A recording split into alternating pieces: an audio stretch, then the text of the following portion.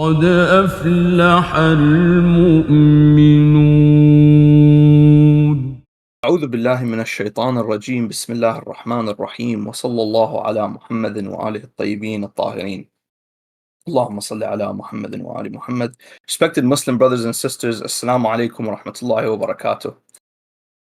In our last part of this series, we covered a few reports regarding the relationship between al-Imam al-Hasan and al-Imam al-Husayn during the Imamah of al-Imam al-Hasan salamullahi alayhi. And again, I would highly recommend that the brothers go back and watch the series on Imam al-Hasan before watching this one. Because they're meant to be watched in order to gain the full benefit and to gain the full context. Because as we said in the beginning of this series, the story of al-Imam al-Husayn is as much a continuation of the story of Imam al-Hasan, much like the life of Amir al-Mu'mineen. The story of Amir al-Mu'mineen is a continuation of the prophetic seerah. But with that being said, today we are now going to go over some of the reports regarding al-Imam al-Husayn himself. And I would say that this is one of the most important parts of this series, because a lot of people ask, why don't we have reports about al-Imam al-Husayn salamullahi alayhi outside of the Maqtal? I would say we do have these reports, and there are many scholars like Baqir Sharif Qurashi and Sheikh al-Rayshahri and many others who spent a long time compiling these reports and going over them. And today what we're going to be doing is we're going to be sharing a few of them with you, inshallah. And the thing is, we would, and as we mentioned, these scholars, the likes of Muhammad Sa'id al-Hakim, the likes of Sheikh al-Rayshahri, the likes of Sheikh Muhammad Baqir Qurashi, and of course the likes of the very underrated and highly esteemed and perhaps one of the greatest researchers we had is Sheikh Muhammad Baqir al-Mahmoudi rahmatullahi alayhi, and his outstanding tahqiq of Ansab al-Ashraf and Tabaqat ibn Sa'ad and Tarikh Dimashq for the lives of the first three Imams. So we are severely in debt to these great scholars, as well as to the scholars who compiled the primary sources which we will be referring to today. And through this, we will present to you some reports about al-Imam al-Husayn during his own Imamah, in order to give you a better idea of who this great Imam was. That al-Husayn salamullahi alayhi was indeed a great man, and he was indeed an Imam, and he was indeed one of the greatest men who ever lived, even before his martyrdom on the 10th of Muharram. So, while most of the Muslims today remember al-Husayn for his martyrdom, many of the lessons he taught and instilled within the Muslim community before his demise have been neglected. And so today we are going to provide a few examples to demonstrate his knowledge and his supreme understanding of Islam. Shaykhuna as-Saduq rahmatullahi alayhi reported in Kitab al-Tawheed in Book 2, Chapter 2, or Book 2, Chapter 4, Hadith number 5. This outstanding report, he reports that the people of Basra wrote to al-Husayn salamullahi alayhi asking him about the meaning of as-Samad, which is one of the names of Allah Jalla wa Ala. Hence he replied to them. And before I go over this, I want to highlight something. The fact that other cities were writing letters to Imam al-Husayn salamullahi alayhi asking him about matters like this shows you that he wasn't just someone with a family name, that he's just the Prophet's grandson, he's not a scholar, as some of the Nawasib today have begun parroting. Rather, this was a scholar, this was an Imam. So he replied to them in the letter, which reads as follows: Bismillah ar-Rahman ar-Rahim, in the name of Allah, the most compassionate, the most merciful. Now to our topic, Amma Ba'd. Do not argue about the Quran, do not dispute over it, and do not speak about it without knowledge. Verily, I have heard my grandfather Rasulullah sallallahu alayhi wa alihi wasallam say, he who interprets the Quran without knowledge will occupy a place in hell. Verily Allah Jalla wa Ala has explained the meaning of the needless as-Samad, and that Allah is one. Allah is He on whom all depend. He then clarified it further and said, He begets not, nor is He begotten, and none is like Him. The interpretation of He begets not is that nothing comes out of Him like a child or a spirit, nor is He subject to slumber, sleep, thought, anxiety, grief, joy, laughter, sadness, fear, hope, attraction, dislike, hunger, or satiation. Exalted is He from giving birth to anything. The interpretation of nor is He begotten is that He was not born from anything or anyone. He did not originate in another thing as components originate from other components, as animals originate from other animals, as plants originate from the earth, as water originates from sources, and as fruits originate from trees.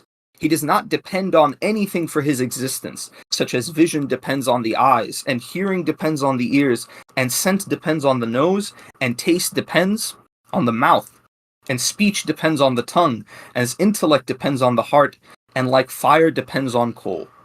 Besides Allah, nothing else is needless. He is neither from a thing, in a thing, or on a thing.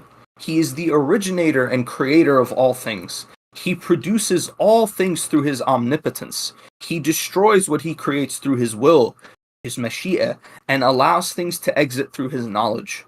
Such is Allah, on whom all depend, who begets not, nor is he begotten, the knower of the unseen and the seen, the great, the most high, and none is like him. And we need a second to appreciate these words, to sit in awe of the knowledge of Aba Abdullah al-Husayn salamullahi alayh. Ibn Sa'd reported in his Kitab al-Tabaqat in volume 6, and I want to, before we move on to Ibn Sa'd and Tabaqat, I want to just say something. Sometimes when we read the ahadith of the Ahlul Bayt, our hearts soften and tears will fill our eyes, as is happening to me now, as is happening to your servant now. And the reason why this is, Allah explains, Allah highlights this in the Quran. He says that it is through the mention of Allah, tatma'innul qulub. It is through the remembrance of Allah subhanahu wa ta'ala that hearts find ease, that hearts soften. And this is Aba Abdullah al-Husayn, this is the Imam, this is Allah's representative to the rest of his creation. No one knows how to describe Allah better than him. And so Ibn Sa'd reports a report from Aba Abdullah salamullahi alayhi, a dua that he used to recite. And this dua can be found in Kitab al-Tabaqat by Ibn Sa'd in volume 6, page 413, that al-Imam al-Husayn alayhi salam used to recite the following dua. He says, and we'll recite this in Arabic for you as well as in English. He says, Allahumma innaka tara wa la tura, wa anta bil-munzar al-a'la, wa inna laka al-akhiratu wal-ula, wa inna na'udhu bika min an nadkhul, an nudhallu wa nakhza. So Imam al-Husayn, salamullahi alayhi, in English, O Allah, you see but cannot be seen, and you are the supreme observer. To you belongs the hereafter and the present, and we seek refuge in you from being humiliated and disgraced. And so I want to point out, there's a group of people who believe that Allah can be seen. Well, according to this report, al-Husayn salamullahi alayhi is not one of them. According to this dua, al-Husayn alayhi salam is not one of them. He does not say, you cannot be seen in the dunya, but you can be seen in the akhirah, or you can be seen on Yawm al-Qiyamah. He says that Allah cannot be seen. The other thing I want to highlight about this dua, and this is very, very powerful, that we see that Imam al-Husayn salamullahi alayhi, and we'll go over this in some other reports inshallah, the concept of dhillah, right? Because we see in his dua, وَإِنَّا نَعُوذُ بِكَ مِنْ أَن نُذَلُّ وَنَخْزَى. The concept of Imam al-Husayn hates humiliation, and he seeks refuge in Allah from humiliation. And we see that during the Maqtal of Aba Abdullah, he brings this up again, and we will get to that later inshallah. We see that this idea of the izzah of a mu'min was something very important to Aba Abdullah al-Husayn salamullahi alayhi. And that is perhaps that defining characteristic that sets him apart from the other Imams. As for the piety and the God-wariness of Aba Abdullah al-Husayn, we see that a Shaykh Saduq rahmatullahi alayhi reported in his Amali, in the 89th Majlis, the third hadith of the 89th Majlis. He says the following. A man asked al-Imam al-Husayn, and this is reported by al-Imam al-Sadiq salamullahi alayhi. He reports that al-Imam al-Husayn alayhi salam was asked, how was your morning, O son of the Messenger of Allah? How are you doing this morning? So look at how Imam al-Husayn replies. Many of us, we are asked the same question every day, and none of us sees the opportunity to quote our Imam alayhi salam. Imam al-Husayn alayhi salam replied, I awoke with a Lord above me, the fire before me, death seeking me, and the judgment staring at me. I am dependent upon my deeds. I cannot find what I love, nor can I repel what I hate. The affairs are in the hands of one other than me. If he wills, he may punish me, and if he wills, he may pardon me. Which poor person is poorer than me? And this is very, very powerful, because in Imam al-Husayn, that you see that he has that characteristic. The more we read these reports about him, we see his personality. Imam al-Husayn would not back down for anyone. He would not back down from Muawiyah or Marwan or al-Walid or Yazid or Shamr or Ibn Sa'ad or Ibn Ziyad. But when it comes to Allah subhanahu wa ta'ala, how does Imam al-Husayn act? Who is poorer than me? Who is in more need of Allah than me? Correct? Who needs Allah more than me? Right? When it comes to his generosity, there's a beautiful report. I want to go over this one. This is one of my favorite reports. Ibn Sa'ad reports in Kitab al-Tabaqat, volume 6, page 413. He reports that Abu Bakr ibn Muhammad ibn Amr ibn Hazm reports the following. Al-Husayn salamullahi alayhi passed by some poor people who were eating in a sufa. A sufa is a place in the Prophet's mosque where the poor used to congregate. Often people would take pity on them and give them food or take them to their homes to treat them for a meal. And so perhaps the most famous member of Ashab al-Sufa was Abu Hurairah. He was one of the Ashab al-Sufa. So Ashab al-Sufa, these were the poor people of Medina where they used to gather near the mosque, a place in the mosque for them, and people used to come and feed them, seek to grow closer to Allah subhanahu wa ta'ala by treating them kindly. And so when they saw al-Imam al-Husayn salamullahi alayhi, they called to him, it's lunchtime. So I want to highlight this. And again, I'm sorry that if we stop, we keep doing analysis of these reports. I know some of you just prefer to read the report, but inshallah, we want to benefit some of our brothers and sisters who prefer to hear this sort of analysis, inshallah. Let's dissect this for a second. Why are these people so friendly with Imam al-Husayn? This is very unusual that Imam al-Husayn, he's the grandson of Rasulullah, he's a celebrity. Him and his brother get mobbed at Hajj. And here he is, he's riding home, he's on a horse, as we'll see in a second. And so they tell him, it's lunchtime, come eat with us. It's because al-Husayn, salamullahi alayhi, they know that he's not the type of person to treat them as though they are beneath him, or to look down on them. And you can see this in his reply. So he descended, and we'd assume he got down from his horse or from his steed, the stumper, and he said, indeed Allah does not like the arrogant ones.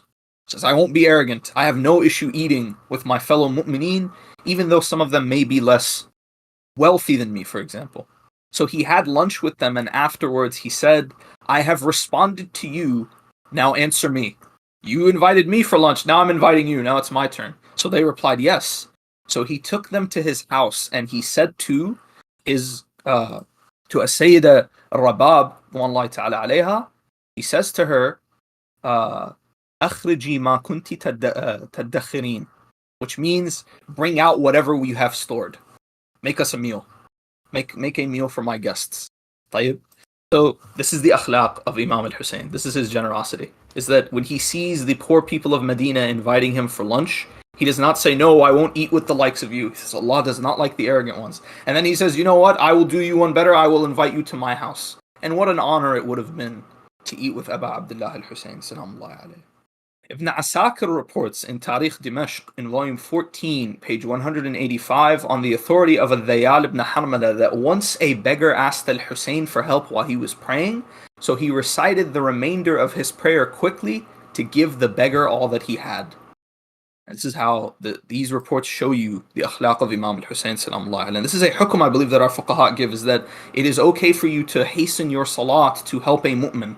Correct? And you can leave salat to save a mu'min's life. And this is something we'll go over in other biographies, inshallah.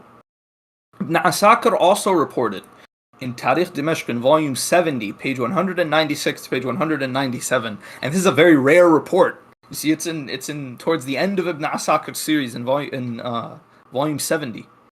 In volume 70, page 196 to 197, he reports that al-Imam al-Husayn salamullahi alayhi freed a bondswoman Muawiyah had sent him along with gifts and clothes, in return for reciting some verses of the Quran and a poem about the mortality of the world and human beings. Al-Husayn alayhi salam not only freed her, but he gave her all of the gifts.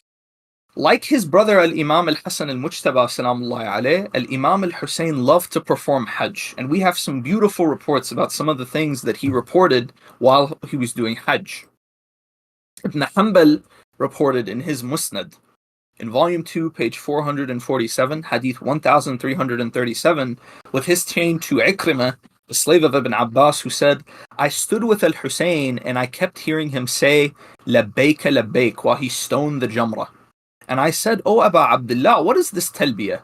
He said, I heard Ali ibn Abi Talib alayhi salam reciting the talbiyah until he reached the Jamrah, and he told me that Rasulullah sallallahu alayhi wa alihi wasallam recited the talbiyah until he reached it.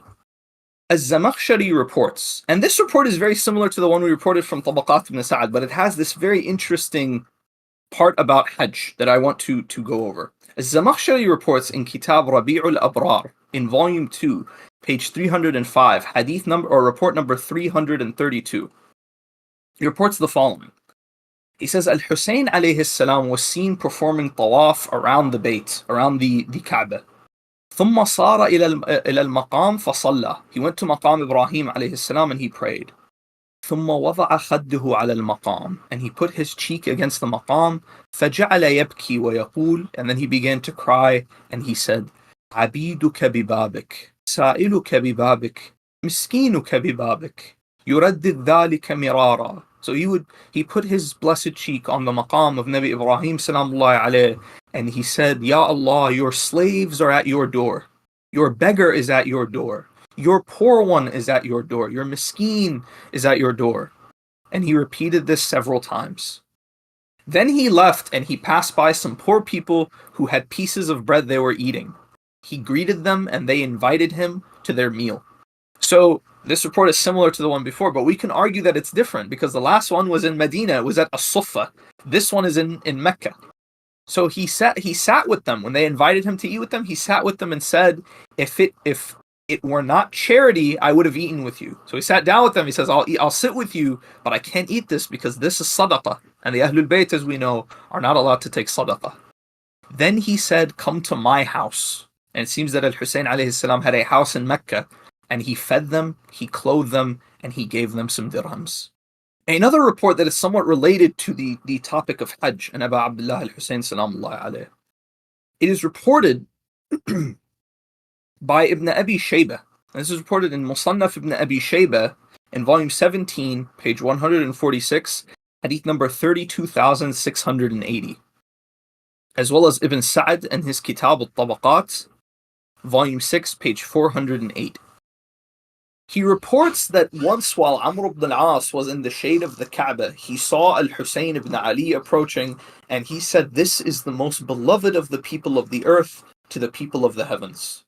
طيب سؤال, Ya ibn al-As, if this is the most beloved of the people of the earth to the people of the heavens, why on earth did you fight for the son of Hind, for the son of Akilat al-Akbad, for the Tulaqat? And subhanAllah, Allah makes the haqq come out of the mouths of these people, and it will be a hujjah against them on Yawm al-Qiyamah. Another report, and this is reported by al-Tabarani in his Mu'jam al-Kabir, or I'm sorry, not Mu'jam al-Kabir, Mu'jam al-Awsat, volume 4, page 181 to 182, hadith number 3917. And this report was authenticated by Al-Haythami in Majma' al-Zawaid, volume 9, page 216 to 217, hadith 15,109. He says the following. He says that, and this is reported on the authority of Raja ibn Rabi'a, that he was in the mosque of Rasulullah sallallahu alayhi wa alihi wasallam when Al-Husayn ibn Ali passed by and greeted the people. And Abdullah ibn Amr ibn al-As was there, but he remained silent. Then Ibn Amr raised his voice. And the people, after the people had become quiet, as in everyone else said, returned salam to Imam al-Husayn except for him, and he did it after everyone else.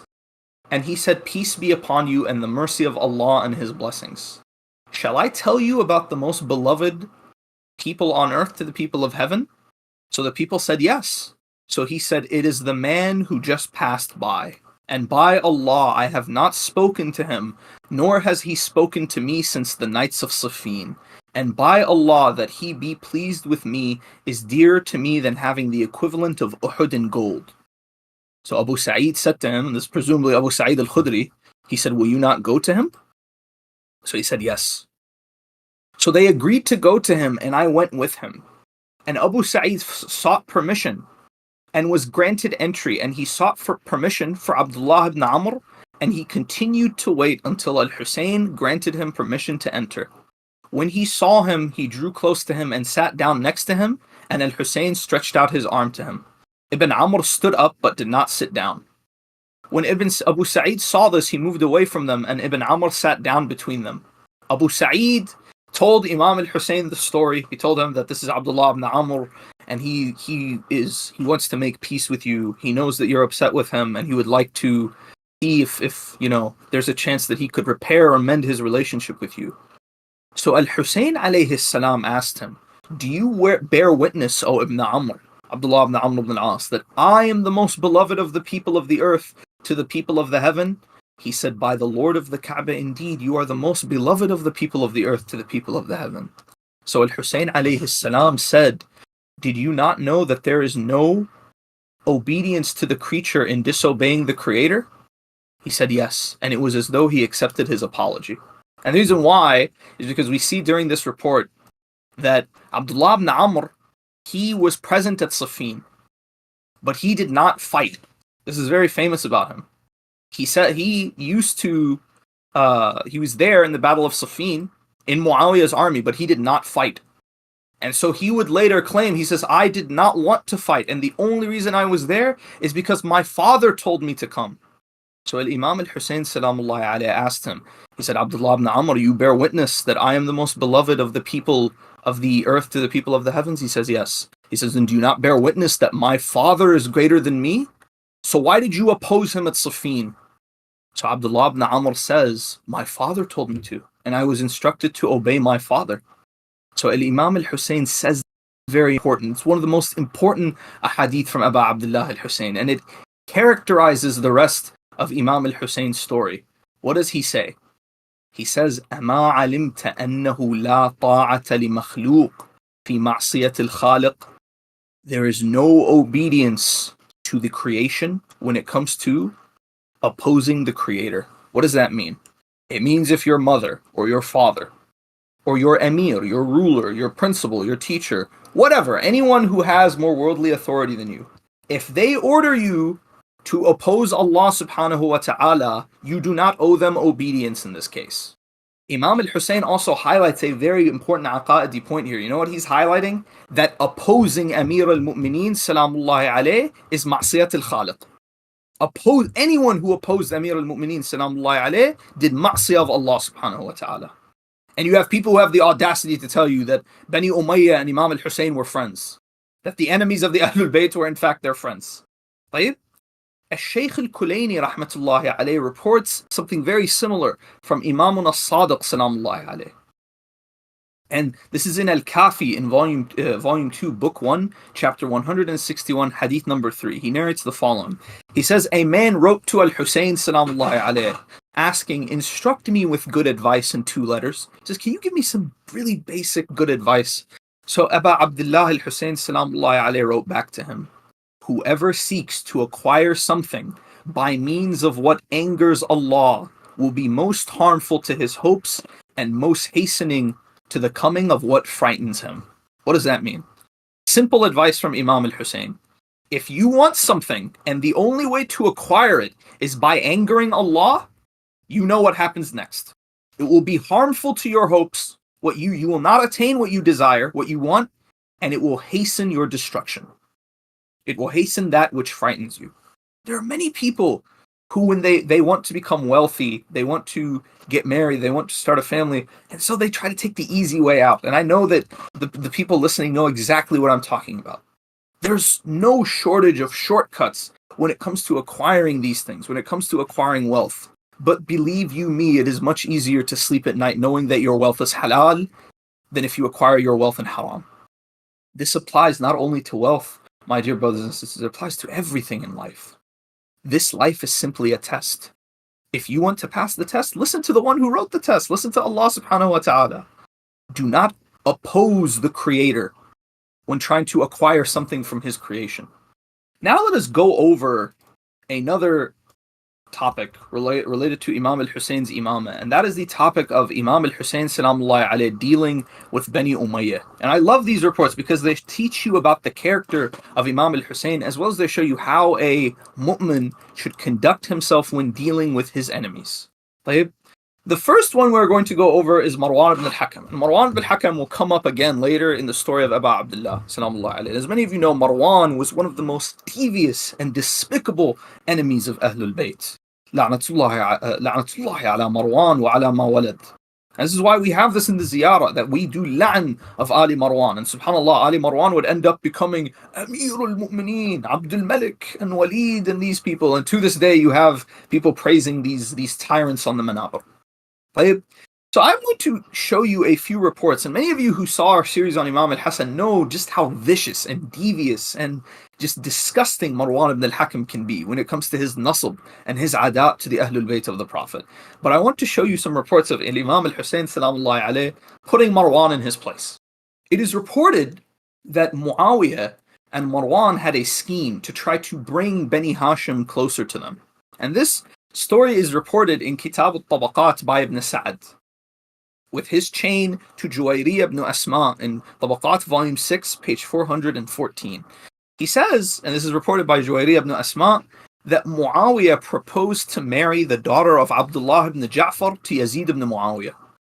And this is something that we see, that a lot of people bring up this concept of like, oh, marriage, Fulan married Fulan, that means they love each other, Fulan married Fulan.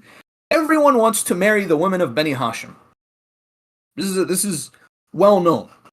But when it comes to the other way around, do we ever see al-Hasan or al-Husayn going to Muawiyah and asking for any of his daughters or for any of their women? Now, pay attention to this report. It says that Juwayriya ibn Asma, on his authority, that Muawiyah wanted to marry Abdullah ibn Ja'far, the daughter of Abdullah ibn Ja'far, this Hashemite woman, to Yazid ibn Muawiyah.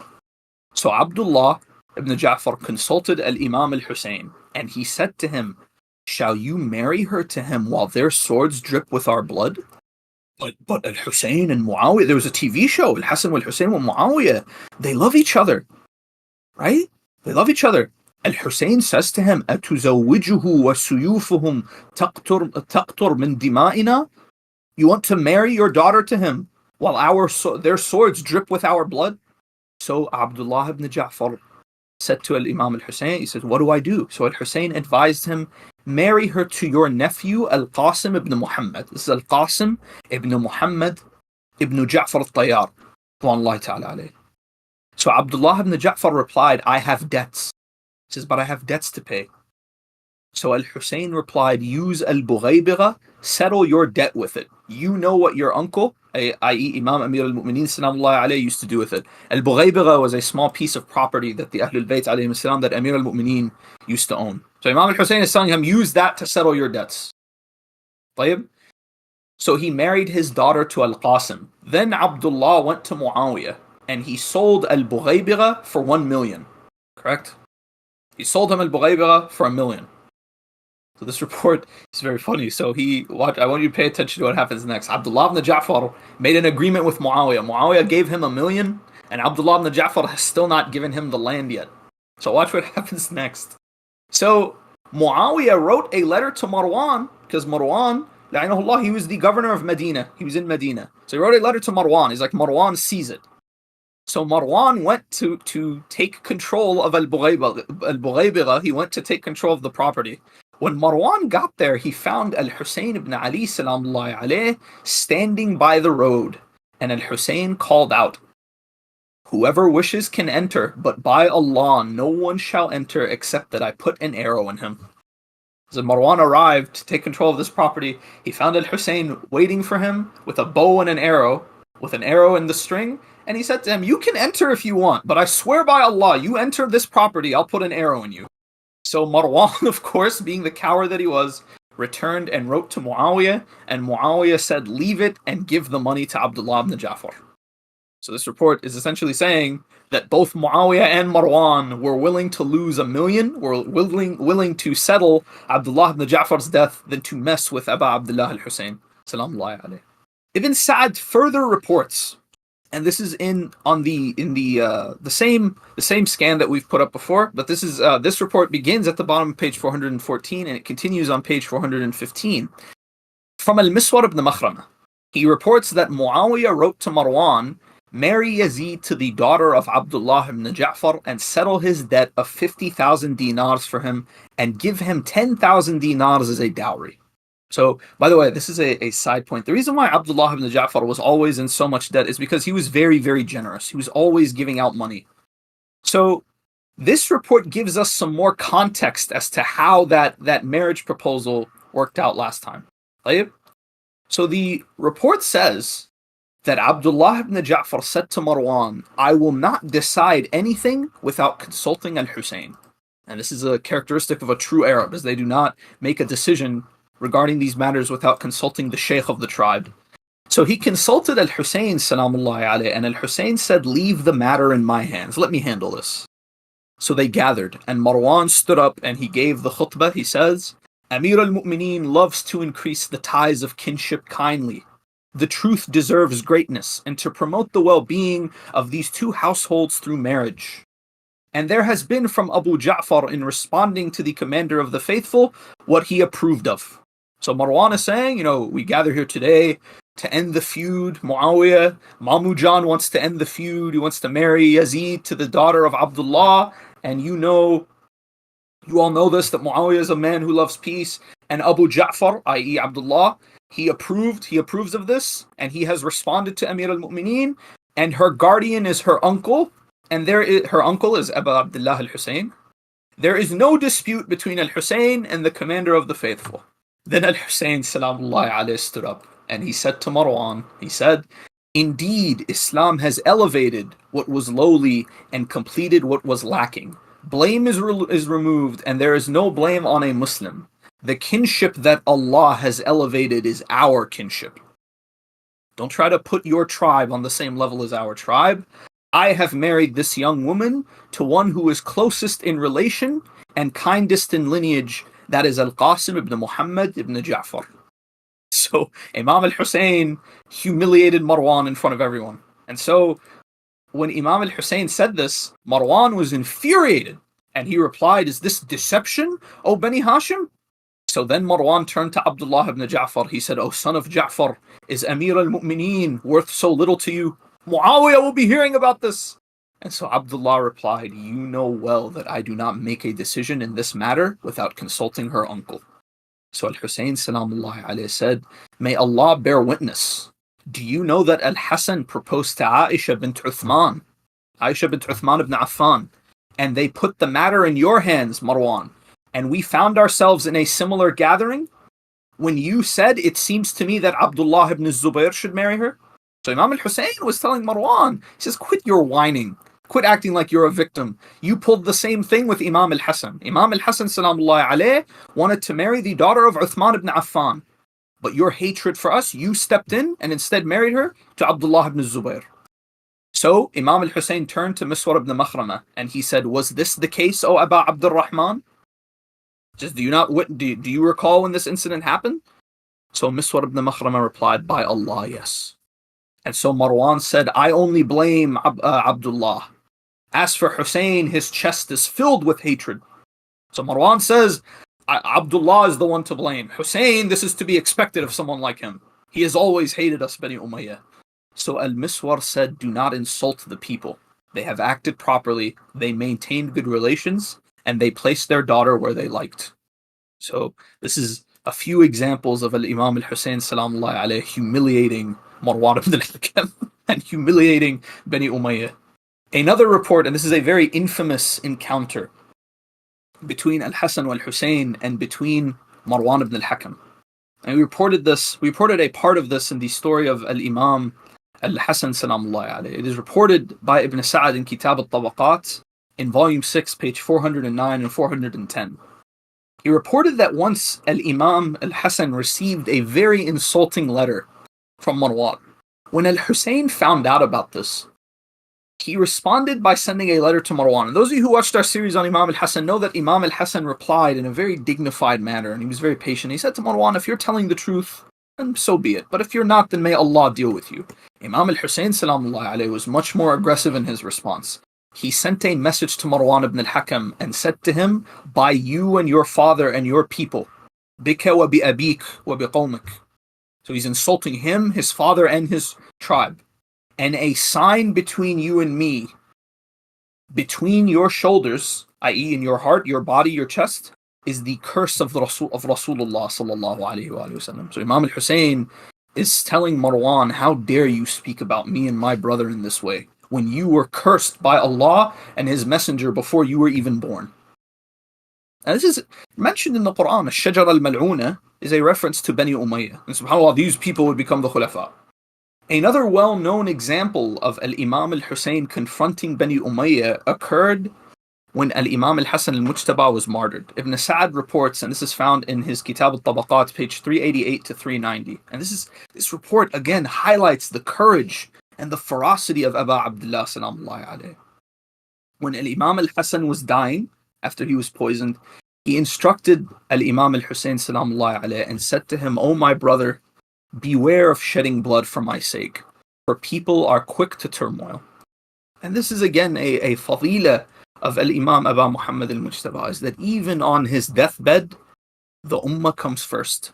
So when Al-Hasan alayhi salam was martyred, the city was filled with cries, and there was no one present who was not weeping. And so on that day, Marwan hastened to inform Muawiyah of the death of Al-Hasan. And because we know, we went over this in our bio of Imam al-Hasan, Muawiyah was waiting for this news. Muawiyah had told Marwan, let me know when Al-Hasan dies, because he knows that he's going to get poisoned. He was behind this plot.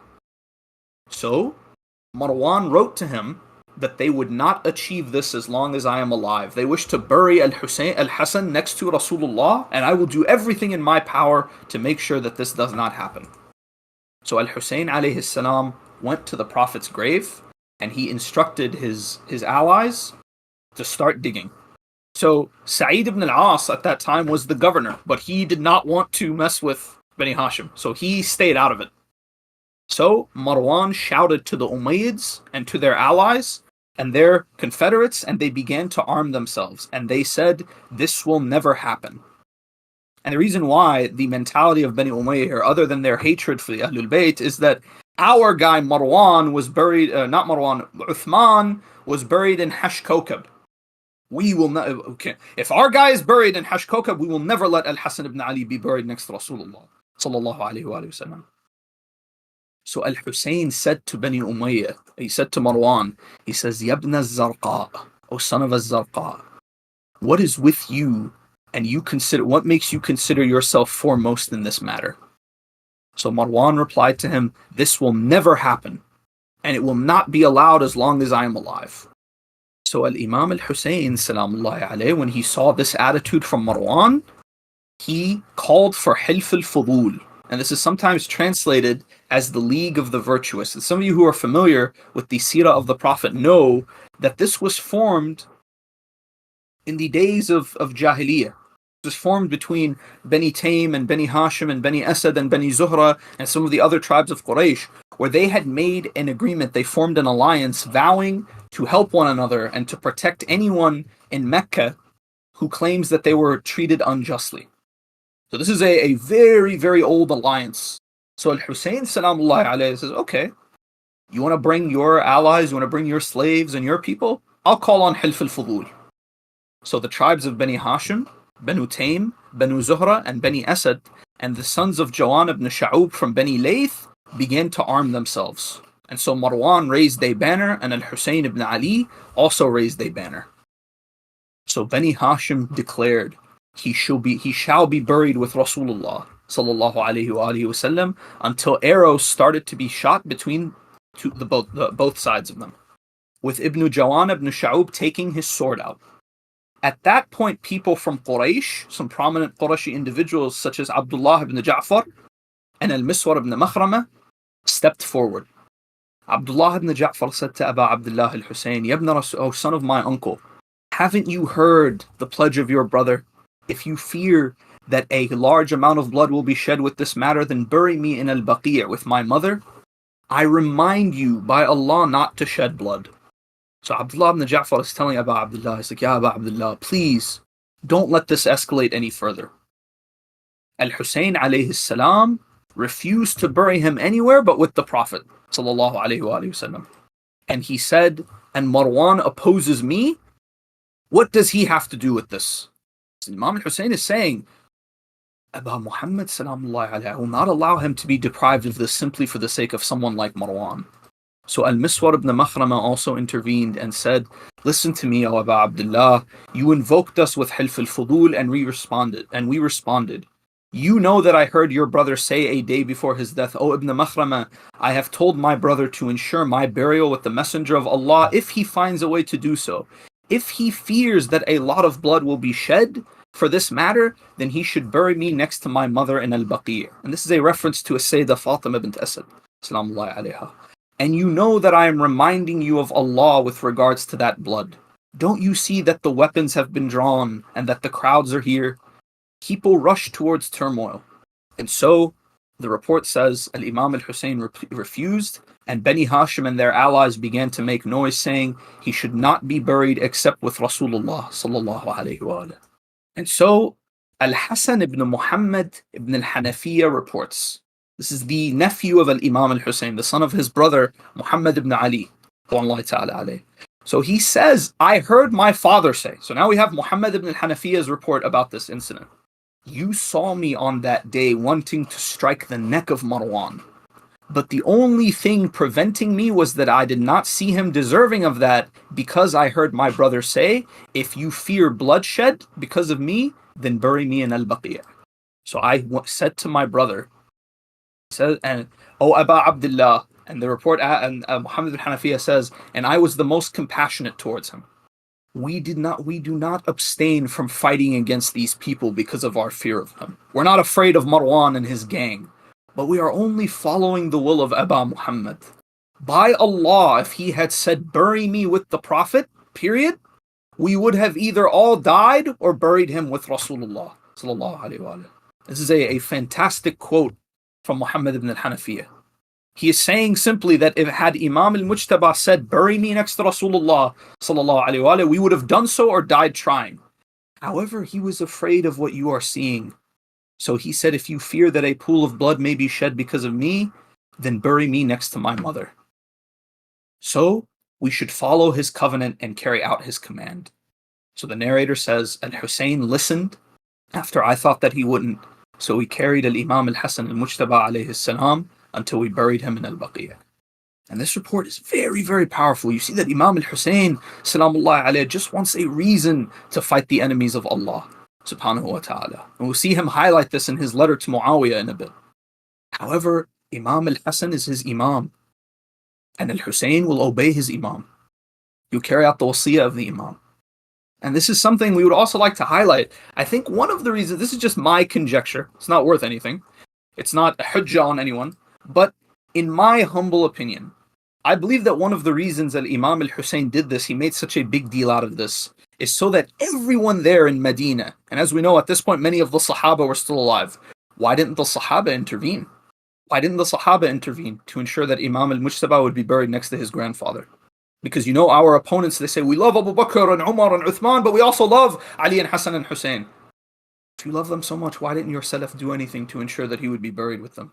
Now let us go over some of the reports regarding Al-Imam al-Husayn and Muawiyah. And this is quite hilarious that we see in today's day and age, there are people who will try to argue that Imam al-Husayn had a good relationship with Muawiyah. And this is jahl in its highest form.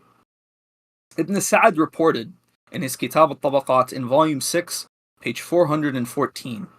He reported that following the death of Al-Imam al-Hasan al-Mujtaba, salamullahi alayh, he reported from Abu Sa'id al-Kalbi, who said that Muawiyah said to a man from Quraysh, when you enter the mosque of Rasulullah sallallahu alayhi wa alihi wasallam and see a gathering in which people are as if there are birds, on their heads, then that is the gathering of Abu Abdullah. And to clarify what he means here, he is saying that in the Arabic language, when you say someone is as though a bird is on his head, birds, when they see someone moving, they get scared. If a bird is sitting on someone's head, it means they're being very, very still. They're being very, very silent. Right? So Muawiyah is saying that is the gathering of Aba Abdullah, wearing trousers on his legs, and there is no lightheartedness in the gathering.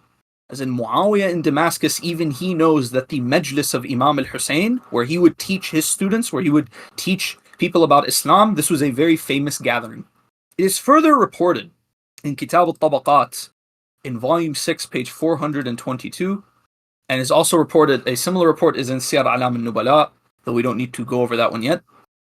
He says that following the martyrdom of al-Imam al-Hasan al-Mujtaba, salamullahi alayh, al-Musayyab ibn Najab al-Fazari, and this character will come up later, his personality will come up later, the story of the Maqtal of Abu Abdullah, came forward with a group to al-Husayn and invited him to remove Muawiyah from power. And they said to him, "We know your opinion and we know your brother's opinion." Al-Husayn responded, "I hope Allah rewards my brother for his intention to detach from the love of power, and I hope that Allah rewards me for my intention and my love for the struggle against the oppressors." Marwan ibn al-Hakam caught news of this. He saw this large delegation coming from Iraq to Medina, so he immediately, being the loyal Umayyah that he was, wrote a letter to Muawiyah. And he said to him, "I am not convinced that al-Husayn will not be a source of fitna, and I suspect that your day from Husayn will be long." So he's warning Muawiyah, al-Husayn is dangerous, he must be dealt with. So Muawiyah wrote a letter to al-Imam al-Husayn threatening him, and he said to him, "Whoever God gives his pledge and covenant to is worthy of fulfilling it. And I have heard that some people from the people of Kufa have called you to dissent. The people of Iraq whom you have experienced have failed your father and brother, so fear Allah and remember the agreement, and whenever you strive against me, I will strive firmly against you." So Muawiyah is threatening al-Imam al-Husayn. He says, "You know the people of Iraq have failed you and your family before. Don't get any bright ideas. If you try to overthrow me, I will deal with you." So al-Imam al-Husayn salamullahi alayhi responded to Muawiyah as follows. He said to him, "Your letter has reached me, and I am not in a state, and I am in a state other than what you have heard about me. Because I am not planning on overthrowing you. I am not planning on rising up against you. Good deeds are guided only by Allah, and I have no intention to fight against you or to oppose you. I do not think I have an excuse before Allah for abandoning my struggle against you. I do not know of a greater turmoil than your leadership over this nation." And this is a very, very powerful quote from Imam al-Husayn salamullahi alayh. It says here, and I want to quote this in Arabic, وَمَا أَعْلَمُ فِتْنَةً أَعْظَمْ مِنْ وِلَايَتِكَ أَمْرُ الْأُمَّةِ. So he's saying there is no fitna greater than the fact that you are ruling over this ummah. Muawiyah. Does this sound like a lovey-dovey relationship between the two? When Muawiyah read this letter, and you can see Muawiyah's reaction, when Muawiyah read this letter, he says, "In أَثَرْنَا بِأَبِي عَبْدِ اللَّهِ إِلَّا أَسَدًا." He says, "We have not provoked anything in Abu Abdullah except for a lion." Because we are dealing with someone who is very, very fierce. The same report tells us that Muawiyah wrote to al-Husayn regarding some of the information that he received. He said, "I believe there might be some confusion in your mind, and I would like to think that I have corrected it, so I forgive you for it." So Muawiyah is telling Imam al-Husayn, once again, do not think of rising against me. I warn you against doing so. The same narrator says, from Juwayriyyah ibn Asma, from Ma'saf ibn Shu'bah, who says once al-Husayn met Muawiyah in Mecca near a place, a well-known place, which was a stone wall or a stone where a famous tribal conflict had taken place. So Imam al-Husayn took the reins of Muawiyah's camel and began to pull him along. And this is, we'd say this is a power move. Imagine someone is on a camel and they're walking, and then you grab it and you start just pulling them along wherever you want to go while you're speaking with them. So al-Husayn walked away for a while and then turned back. So Yazid ibn Muawiyah reapproached his father's camel and said to him, "How can you allow him to drag you this way?" So Muawiyah said, "Leave him. perhaps he will seek it from someone else that won't, respect him or sanctify him as much, and that person will kill him. And so this is a very ominous quote from Muawiyah. What he is saying here is that perhaps one day he will deal with someone who is less patient than me, and that person will end up killing him. And we of course know that Yazid would end up being that person. And with that being said, we will bring this part to a close. We hope that these reports have given you a better idea, a better picture of who Al-Imam Al-Husayn was, a brief glimpse into his life and his imamah during those 10 years when he was alive alongside Muawiyah. And we know that the imamah of Imam al-Hasan was 10 years, the imamah of Imam al-Husayn was 10 years. At the end of these 10 years, Muawiyah dies, and the death of Muawiyah is what sets off the story that we know, which is called the Maqtal of Imam al-Husayn, salamullahi alayhi. And so in the next part, inshallah, we will begin going over that story. We'll begin going over the Maqtal of Abu Abdullah until eventually we go over his martyrdom. With that being said, we'll bring this lecture to a close. We'll end with salawat upon Muhammad wa ali Muhammad.